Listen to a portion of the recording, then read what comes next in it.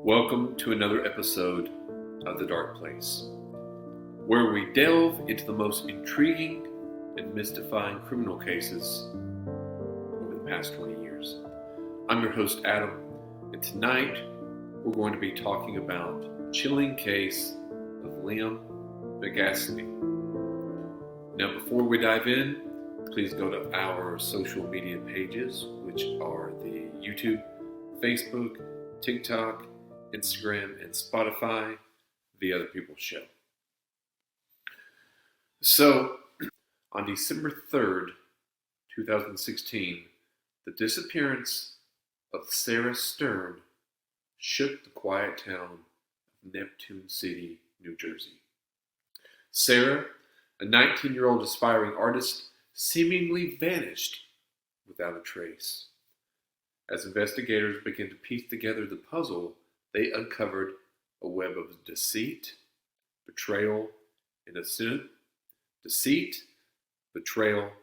sinister plan that involved her close friend, Liam McAtasney. Now, the story begins in first grade when they were childhood friends. Sarah and Liam knew each other for many, many years. They grew up together. Their inner circle often intertwined, and they hung out all the time. You could say they were almost best friends. However, as their lives began to take a different path, in a way, their friendship took a dark turn. Liam, driven by greed, a desire for wealth, and jealousy, hatched a sinister plan to rob Sarah of a large sum of money she had recently inherited. What makes this case particularly disturbing is the calculated nature of the crime of Liam. Liam not only plotted the murder, but he carefully executed it with the help of his accomplice, Preston Taylor. The details that unfolded during the trial were both shocking, heart-wrenching, and cold. The prosecution in the case revealed that Liam had strangled Sarah in her own home, staging the scene to make it look like a suicide. The motive? A large sum of money that Sarah had recently inherited, and it was from her late mother. But what made this really more sinister and more of a chilling aspect is the callousness with which Liam spoke about the crime, even going so far as to brag about it on a secretly recorded message. Well, not message, but conversation. So there is, and you can check it out on YouTube, the entirety of Liam's confession and talking about how he went through this crime. So to kind of put it a little bit more in perspective, is that Liam and Sarah had grown up together. They were friends their entire lives. They trusted one another. Sarah was an outgoing girl. She'd often talked about moving away to Canada, though. She'd often, according to Liam, had a rough relationship with her father, and often wanted to get away, so he says. So Liam comes to find out that her mother had left her an inheritance, some money, anywhere between the amount of $50,000 and $100,000. So as soon as Liam found out about this, the wheels started to turn. He had no prior run-ins with the law. There was nothing in his past that I've been able to research that would give anyone the indication that he would even be capable of such a thing. But alas, he did. He calculated for 6 months the way he was going to kill Sarah and take her inheritance. And everything went according to his plan. He went in. She had no reason to suspect that he would do anything. He walked behind her and choked and strangled her out for 30 minutes until she died. He says in the video confession that the most difficult aspect of her murder was watching her dog, looking at her dog just laying there doing nothing. Liam called his friend Preston to come help dispose of the body. And so therefore, Preston came over. Preston walks the authorities through in another video that you can watch on YouTube, where he actually takes them through and tells them exactly what him and Liam did. Liam had studied Sarah's movements, especially when backing out her vehicle, because he knew there were surveillance cameras around the neighborhood. He mimicked her walking to the car, getting in the car, backing out the car after her death. She's inside the car. It's looking like she's laying there asleep.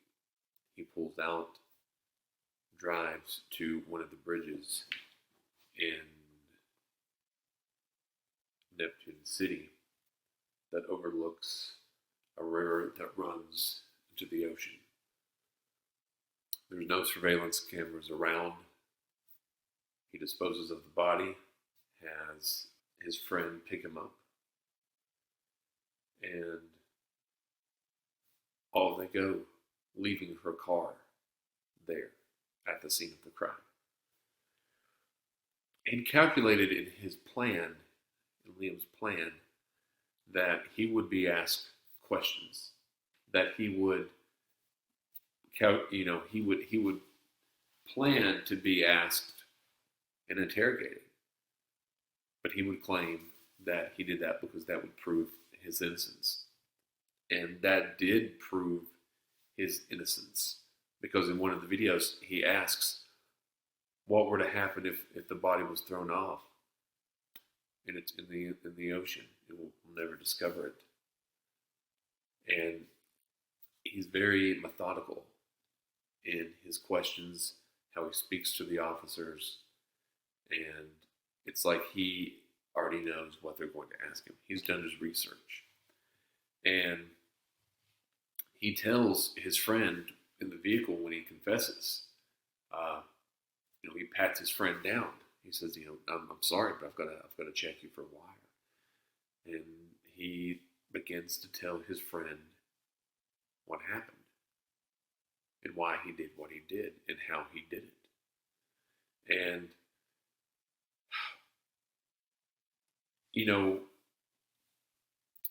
he tells them that he only walks away with about $7,000. And he said the money is so old that he didn't know if he was going to be able to take it to a bank, because he had the FBI breathing down his throat. When he was expecting anywhere between $50,000 and $100,000, according to Preston, on the witness stand. Now, this trial did captivate the nation, and that's kind of what revealed even more the depths of his depravity. But he tells his friend, near the end of the video, he's like, some things you hear people say, this will change you. This will make you change your perspective, change your life. And he said it didn't. The only thing, he was upset that he only got $7,000, that he might have to wait quite a while to ever be able to use it. I guess the only way you would be able to use that is if you I guess you could give it to a friend to put in that you trusted. But the big downfall in a lot of these, in addition to committing the murder, is yammering on about it, telling someone about it. So he's caught, he's confessed right there. His defense tried to paint him as a troubled individual with a troubled past, but the evidence that was stacked against him was overwhelming, just as I've said. In 2019, Liam was found guilty of first-degree murder, conspiracy to commit robbery, and other charges. He was sentenced to 18 years in prison. So, minimum, 18 years to life. He probably will be out on parole. He'll probably do 40 years, I would imagine. He could do life in prison. He didn't dislike Sarah. He didn't hate Sarah. He wasn't jealous of Sarah per se. He let greed outweigh anything. He put money and greed above a life. Taking someone's life for 100 grand is wrong in any regard. Taking a life for $7,000, that's like someone getting stabbed in the city to death over a pair of their new shoes. It happens. But just to think that this kid calculated, methodically, planned almost every aspect down to being interrogated by the officers in the FBI for $7,000. And he's sitting there confessing to his friend, talking to his friend, saying, I guess it was worth it. I got $7,000.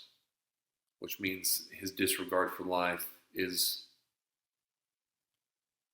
zero. He has zero regard for the human life. So he is now sitting in prison. Actually, I misspoke. Preston got 18 years for being an accomplice. But Liam got life in prison. Because not only did he murder someone, he robbed someone, he planned to do this. This wasn't a spur of the moment. This wasn't a passion. This was planned out in sequence and what to do. Even to the surprise phone call to his friend Preston. Preston had no prior knowledge. He had heard Liam talk about it, but didn't know this was going down tonight. He was woke up in the middle of the night and helped out. Would you help out someone that has methodically killed someone, disposed of the body? Makes you rethink things, huh? That is not the path to take. But the case of Liam McAtasney serves as a stark reminder that sometimes the people we think we know best can harbor the darkest secrets. Join us next time as we explore the twists and turns of other cases, murders, and killers. Thank you once again for joining me on this episode of The Dark Place. It's a little short tonight, but if you have some thoughts or information related to the case, reach out to us on social media, on the Facebook, TikTok, Instagram, YouTube, and Spotify. And remember, the search never ends, especially in the face of darkness.